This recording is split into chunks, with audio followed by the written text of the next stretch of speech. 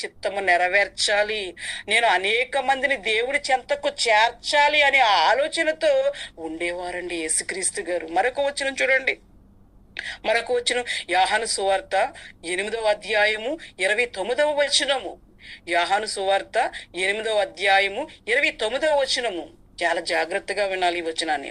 నన్ను పంపిన వాడు నాకు తోడయ్యున్నాడు, ఆయనకిష్టమైన కార్యము, దేవునికి ఇష్టమైన కార్యము యేసుక్రీస్తు గారండి, ఆయనకి ఇష్టమైన కార్యము నేను ఎల్లప్పుడూ చేయుదును గనుక ఆయన నన్ను ఒంటరిగా విడిచిపెట్టలేదని చెప్పాను.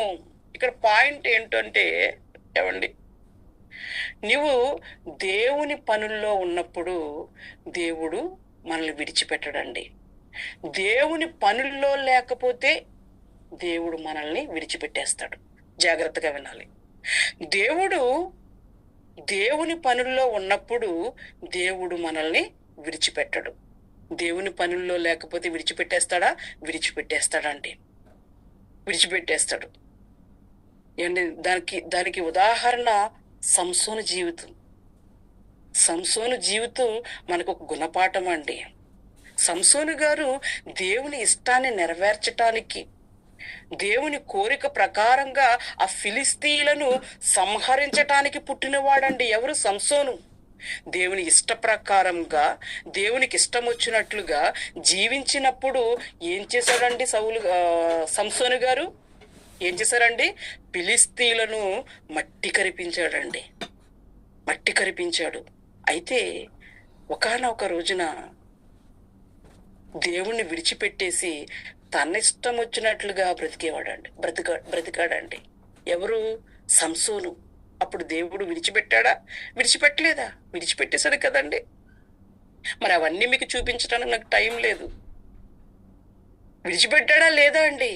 విడిచిపెట్టిన తర్వాత అతని ఇష్టం వచ్చినట్లుగా అతను బ్రతికినప్పుడు, దేవుని కార్యమును ప్రక్కన పెట్టేసి అతని ఇష్టం వచ్చినట్లుగా అతను బ్రతికినప్పుడు దేవుడు విడిచిపెట్టేశాడు, దేవుడు వదిలేశాడు. అతని చెయ్యి వదిలేశాడండి. సంసోను గారి చెయ్యి విడిచిపెట్టేసి పక్కకు వెళ్ళిపోయాడు దేవుడు.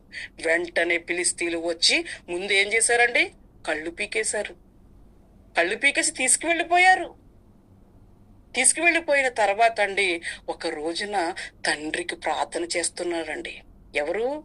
సంసోను గారు. దేవా, నా తండ్రి,